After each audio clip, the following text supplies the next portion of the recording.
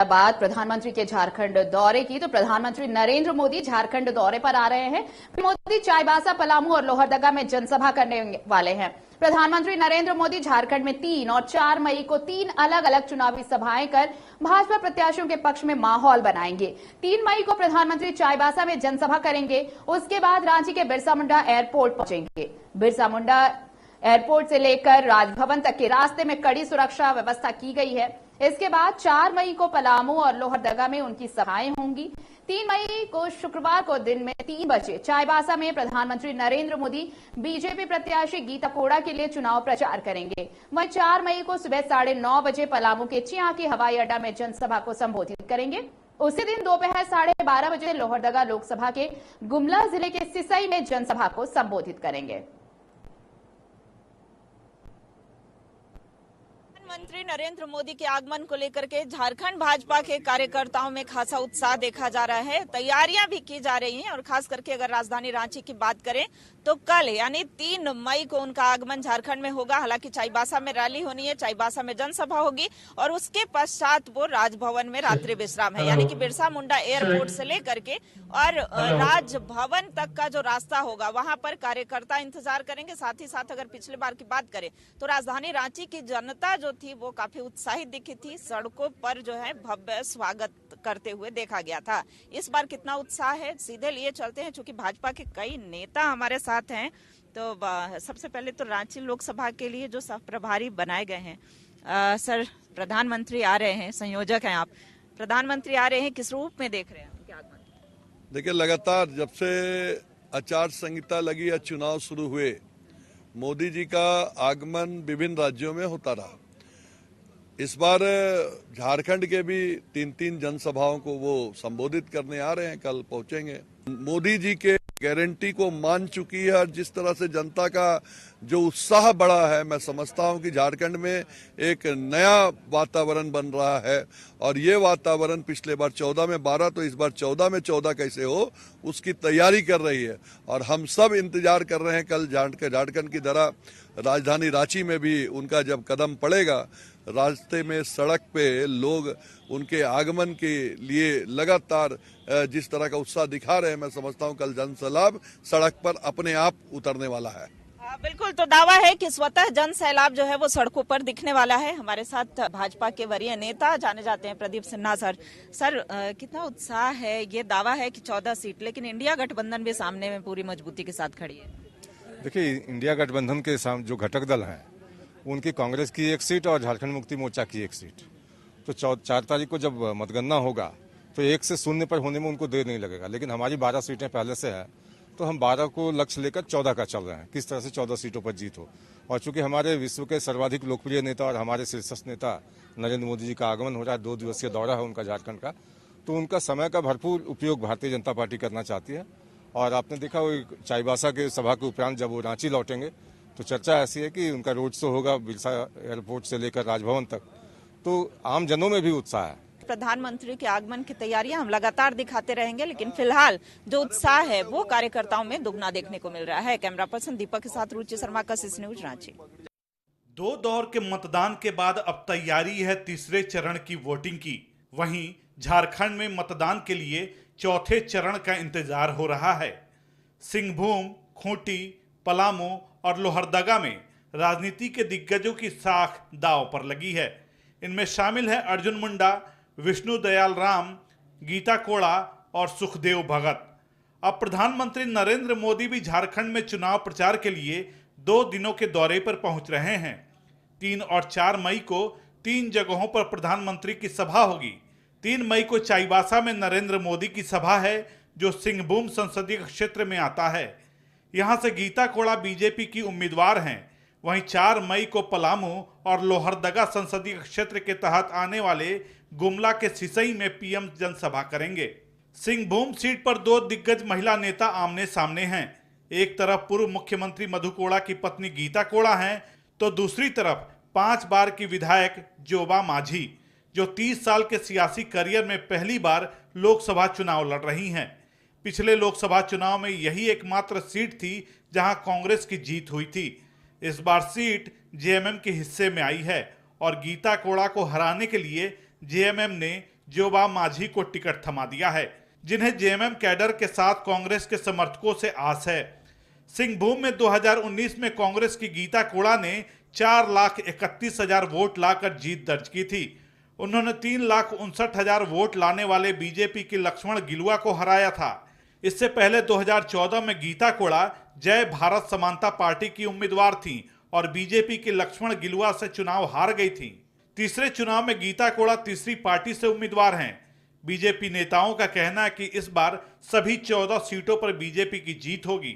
पिछले 1.5 महीने से लगातार चुनाव प्रचार है और इस चुनाव प्रचार में हम लोग हर गाँव में, हर क्षेत्र में जाने का प्रयास कर रहे हैं, लोगों से मिल रहे हैं और लोगों का आप देख सकते हैं किस तरह से अपार समर्थन भी मिल रहा है। लोग चाहते हैं कि मोदी जी पुनः प्रधानमंत्री बने और जो यहाँ सरकार है, वर्तमान सरकार झारखंड मुक्ति मोर्चा की सरकार, उसकी तानाशाही को झारखंड मुक्ति मोर्चा से लोगों को मुक्ति दिलाए मोदी जी, ये लोग चाहते हैं।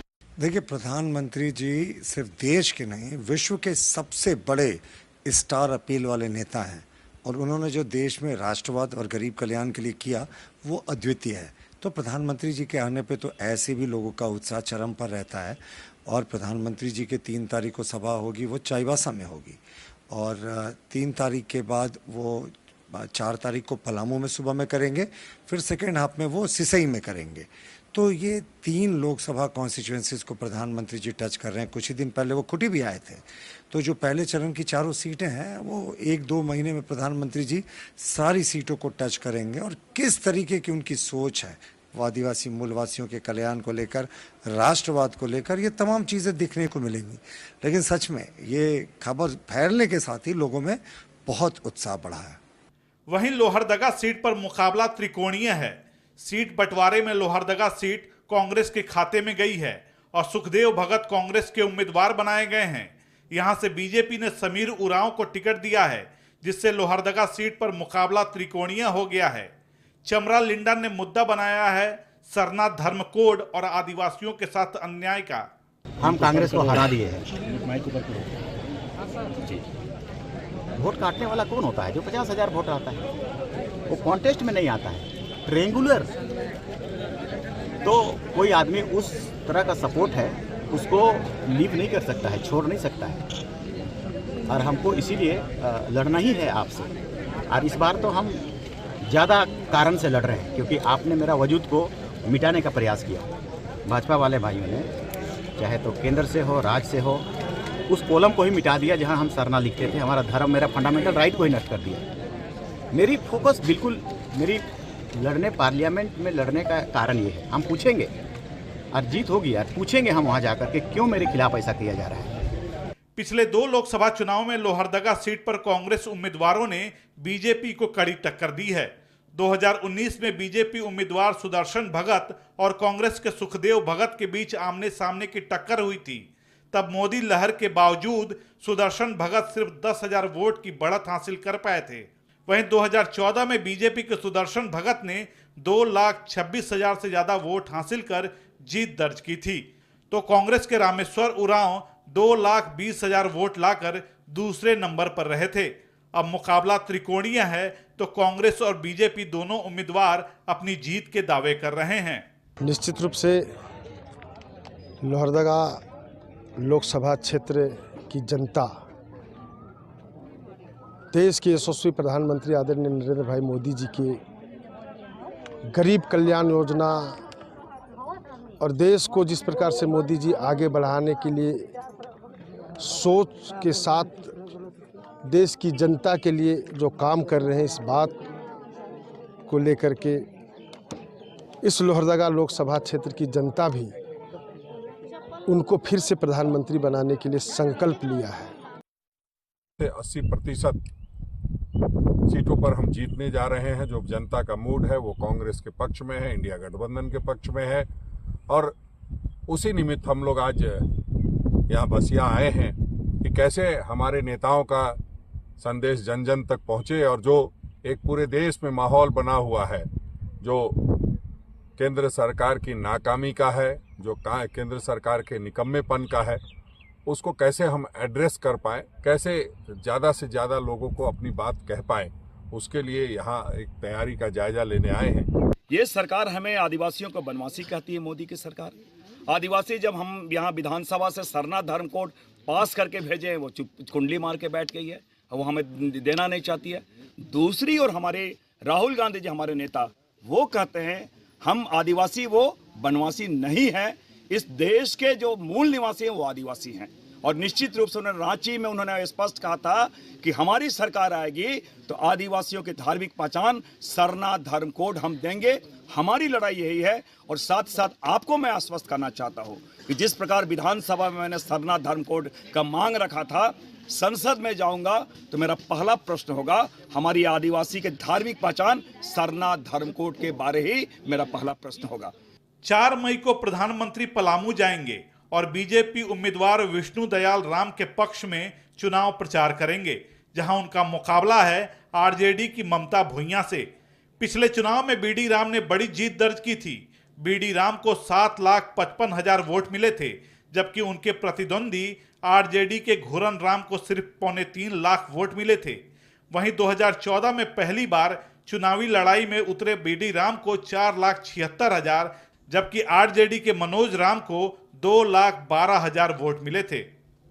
ऐसा अनुभव हो रहा है कि जनता का अपार समर्थन भारतीय जनता पार्टी के उम्मीदवार को मिल रहा है और जनता का अपार भरोसा है देश के यशस्वी प्रधानमंत्री आदरणीय नरेंद्र मोदी जी में।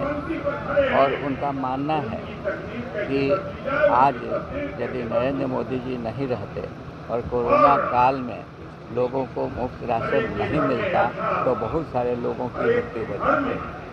13 मई को झारखंड की 4 लोकसभा सीटों पर वोटिंग होनी है। इनमें सिंहभूम, लोहरदगा, खूंटी और पलामू में मतदान होगा। 3 सीट अनुसूचित जनजाति और 1 सीट अनुसूचित जाति के लिए आरक्षित है, जिसमें कई बड़े चेहरों की किस्मत का फैसला होना है, जिनमें शामिल हैं गीता कोड़ा, बीडी राम और सुखदेव भगत। नामांकन के साथ ही प्रचार तेज हो गया है और अब इंतजार है वोटिंग का। ब्यूरो रिपोर्ट, कशिश न्यूज।